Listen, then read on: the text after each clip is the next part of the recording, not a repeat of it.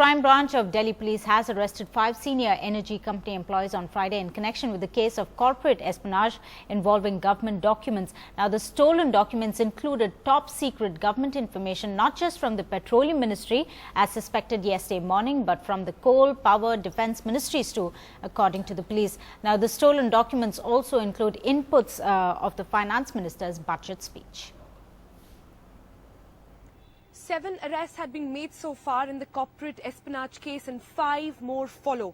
This time, top officials of executive firms, of corporate firms, have been arrested by the Delhi police. These understood be the direct beneficiaries of the leaks which took place from Shastri Bhavan. If we can get to you, the manager of corporate affairs in RIL is amongst those who've been arrested. Shailesh Saxena is his name. Another top officer, senior executive of Jubilant Energy, Subhash Chandra, amongst those arrested by Delhi Police Crime Branch. The DGM rank officer of Kane India and SR, also amongst those who have been taken under arrest by Delhi Police. Our sources in the crime branch telling us these were the people who were directly in touch with whom they call the direct thieves in the case.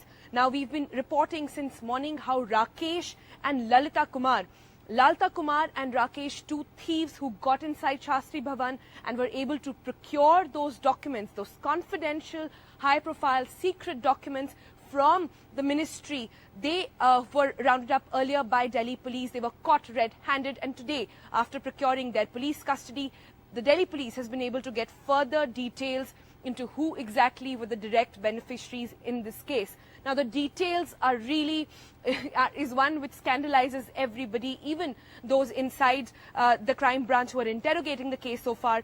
They say it's absolutely bizarre how these 3 people, these 3 thieves, managed to get access with fake ID cards from Defence Ministry, from Home Ministry, also some fake ID cards, posing as a journalist, got inside the Shastri Bhavan, were able to switch off the CCTV cameras of an entire floor and procure these documents. But the question so far had been, where are these documents going? And for now, we have these 5 big corporate firms who are supposed to be the direct beneficiaries in this case.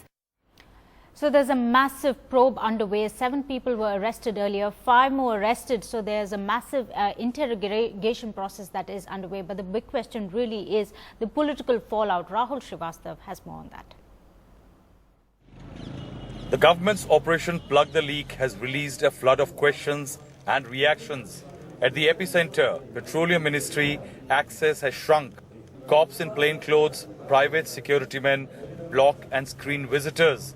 The closed-circuit cameras have been checked and are monitored.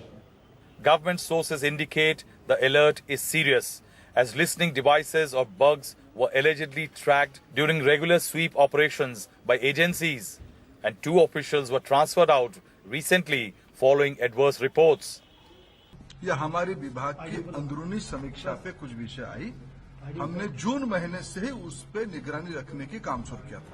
Just 1 kilometer away at Udyog Bhavan, home to Commerce Ministry, a meeting has been called next week to tighten the information and file access system. On the Raisina Hill in the Finance Ministry, the budget period curfew is stricter. Interrogation of those arrested and seizures have expanded the leak zone to Coal and Power Ministry. Documents from Defence Ministry and letters by Prime Minister's Principal Secretary have been found. Mostly it is the Indian private sector firms who are very keen to find out how the mind of the ministry is working and which way the wind is blowing.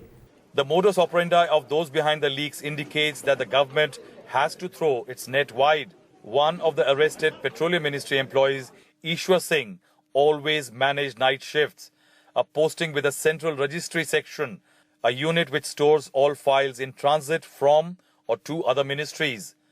Though some sections feel that targeting entrenched corporate monopolies will enthuse other investors, the government is still cautious. The investigation will tell us whether it is an inherited issue. And we are firm on one thing, that we shall not do or we shall not tolerate anything that which is going to lead to. The statement by the oil minister yesterday saying that this had been continuing from the time of the UPA government is, for the lack of a better word, imbecile irresponsible, and childish. During the Cold War period, the corridors of power in Delhi used to buzz with whispers about possible KGB and CIA agents seeking strategic and defense information. In 21st century India, economic and policy information is hot potato sought by those who can commercially exploit it.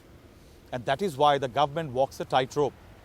If the corporates want information and have moles for it, the government needs the corporates for better investment. In New Delhi, Rahul Srivastava for NDTV.